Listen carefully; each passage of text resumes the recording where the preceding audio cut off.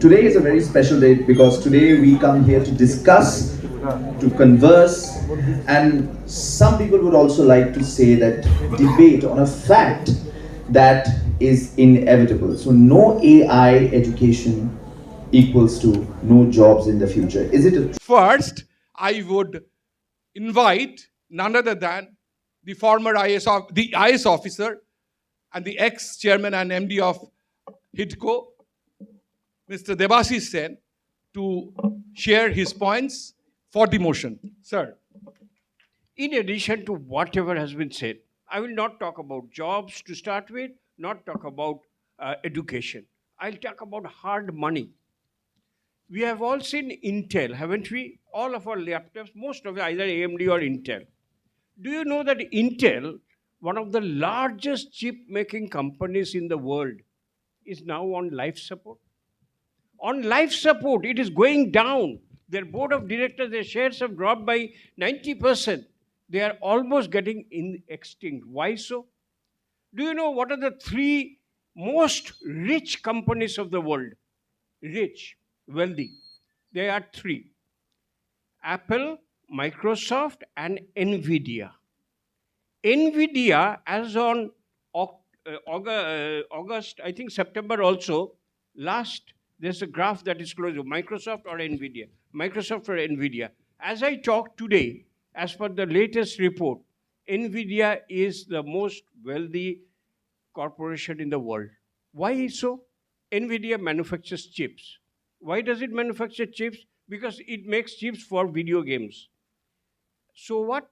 Because they make what is known as GPU, graphic processing unit. That is so much faster. It's needed for video games. You know, you fire a shot and you find the person dying after 3 minutes. Doesn't really make a good video game. So they are into the games and they developed in their own interest of parallel processing the NVIDIA chips. And that is now used for this neural technology, where 3-4 lines of comparisons and outputs, neural network, deep learning has to come. And this is selling so much that NVIDIA is now the topmost company in the whole world, beating Apple, beating Microsoft, beating everybody else, 3 trillion. So what you may ask, my question is, where there is the money, there is the opportunity, there is the job. If so many of billionaires are investing their money on artificial intelligence chip making, would you go the other way? I will invite my esteemed opposition to reply to that.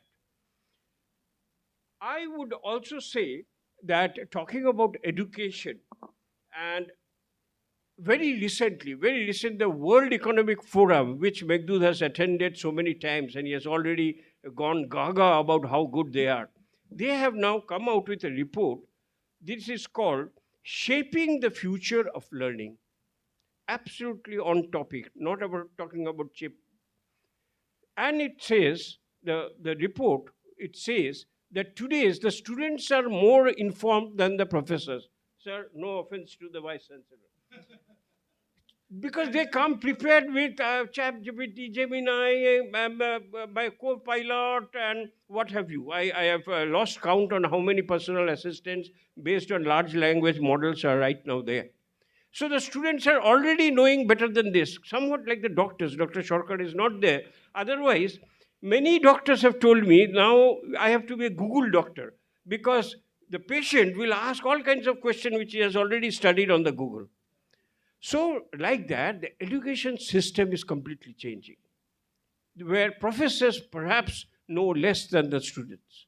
And they can get all their assignments and everything done by using large language models like ChatGPT. So the World Economic Forum in its report is saying that we should now have courses that promote this. 1 minute more, sir. And it says that prompt engineering, especially it's mentioned in the report, is something that everybody should get a grounding on. Nowadays, you don't have to learn to do programming, and Python, R is all very good. It's good. But at a higher level, The NVIDIA that I just now talked of, their CEO, Mr. Huang, he has said and commented famously that you don't even need to do programming or learn programming because everything AI will do for you.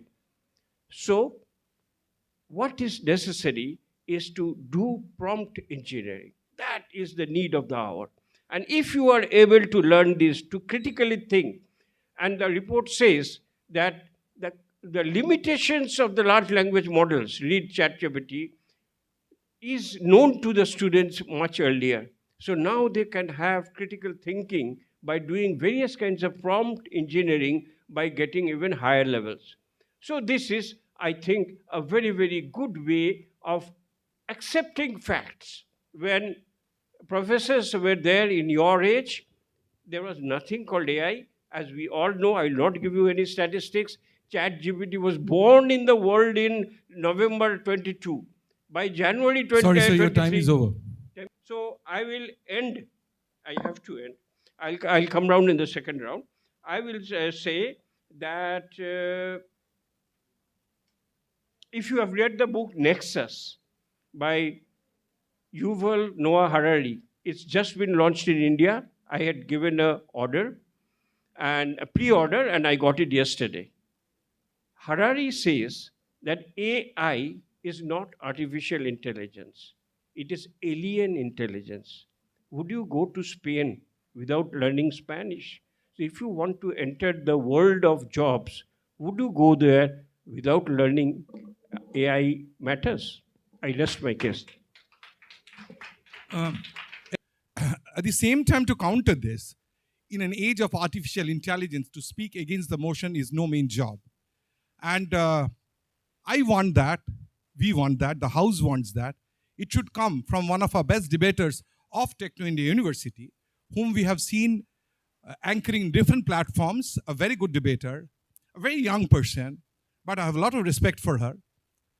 And her last two surname matches with the surname of our promoters, our chairman, our co-chairman, and our Chief Innovation Officer and Executive Director. Says none other than Sreshtha Basu Rai Chaudhary to speak against the motion on the platform where he said NVIDIA, chief manufacturing, video games, jobs, education, and the perception of Wang Saab. So over to Sreshtha.